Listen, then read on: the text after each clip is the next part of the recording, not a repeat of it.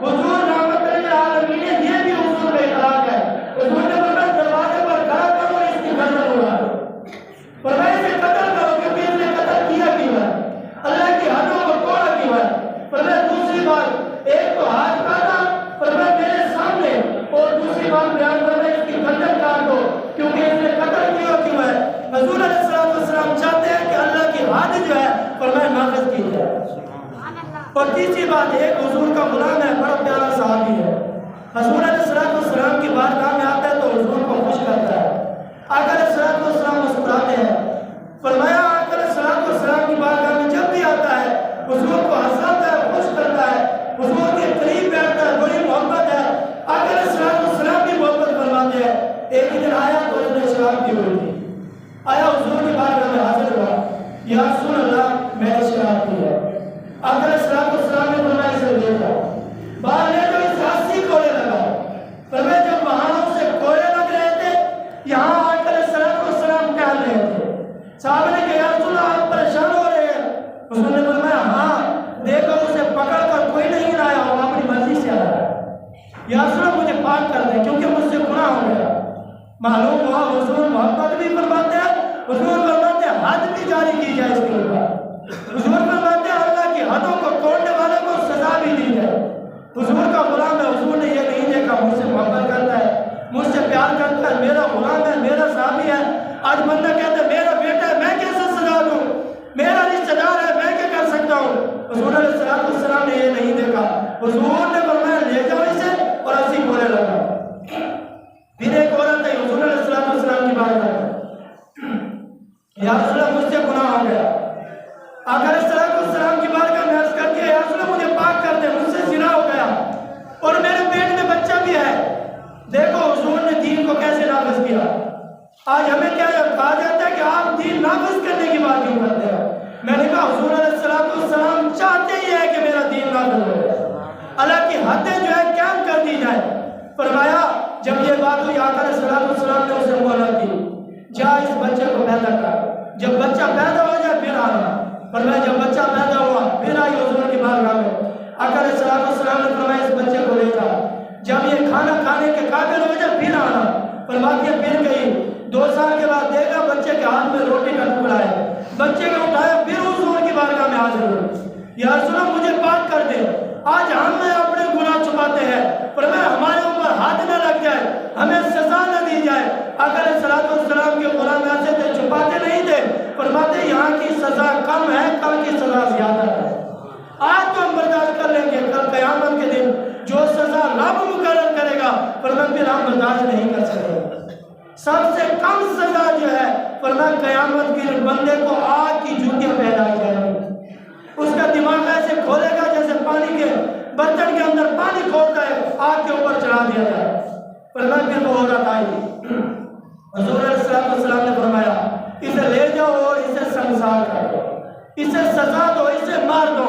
فرمایا جب وہاں اسے مارا جا رہا تھا, یہاں دیکھے تو مسجد والے معصوم کی آنکھوں میں آنسو جا رہے.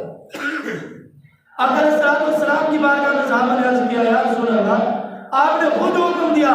فرمایا یہ اللہ کی حد تھی, فرمایا یہ نافذ کرنا ضروری تھا اس لیے میں نے حکم دیا. فرمایا جاؤ اسے سنسار کر دو, اسے مار دو.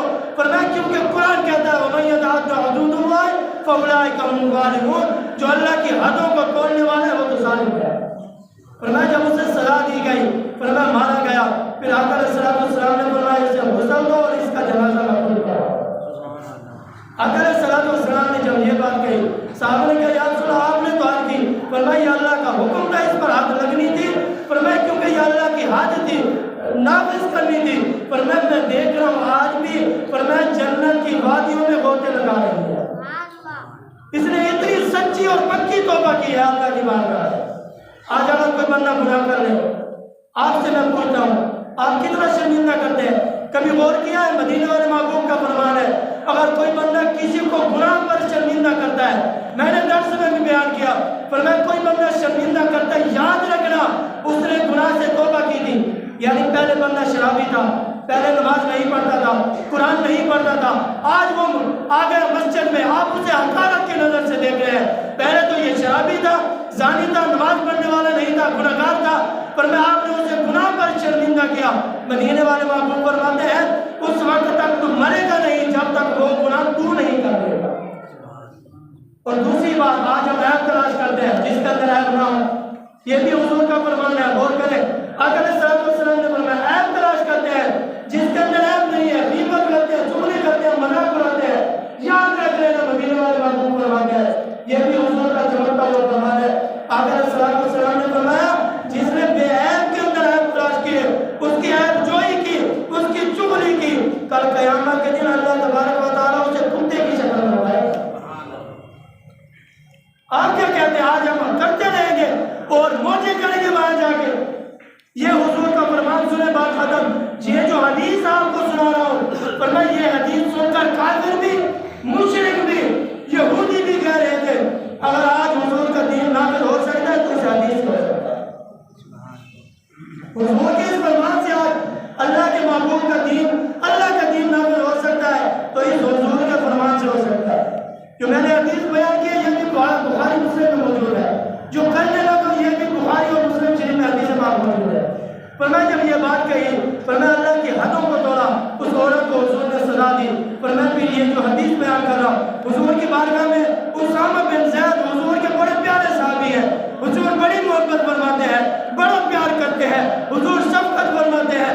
فرماتے ہیں ایک نیک خاندان، نیک قبیلہ، نیک بستی کے رہنے والی عورت تھی، اس نے چوری کر لی۔ جب چوری کی نا، لوگوں نے کہا کوئی طریقہ نکالا جائے یہ بچ جائے۔ اس بات پہ پوری تقریر کا نچوڑ ہے، خلاصہ کرامی ہے پوری تقریر کا، اسی حدیث پاک کو اپنے دل میں جگہ دے۔ آقا علیہ السلام نے کیا فرمایا؟ فرمایا جب اسے لایا گیا نا حضور کی بارگاہ میں، فرمایا اسامہ بن زید کو کہا تم حضور کے قریب رہتے ہو کیونکہ تم حضور سے محبت کرتے ہو، حضور آپ سے پیار کرتے ہیں، کوئی راستہ نکالے، ابھی لوگوں نے ابھی دین قبول کیا ہے، فرمایا اسے سزا نہ دی جائے، سزا میں کچھ کمی کر دی جائے۔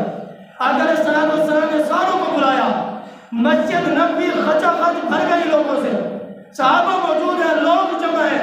آقا علیہ السلام نے فرمایا پوری کائنات میں اگر آج مجھے کوئی پیارا ہے تو میری بیٹی فاطمہ کو زیادہ پیاری ہے۔ فرمایا آج اگر میری بیٹی فاطمہ چوری کرتی اور چوری ثابت ہو جاتی، فرمایا لوگوں کے سامنے میں بیٹی سمجھ کے معاف نہیں کرتا، فاطمہ سمجھ کے اس کو بھی ہاتھ کاٹ دیتا۔ حضور چاہتے ہیں میرا دین نافذ کیا جائے، حضور چاہتے ہیں میری بیٹی بھی ہوتی میں سزا دیتا۔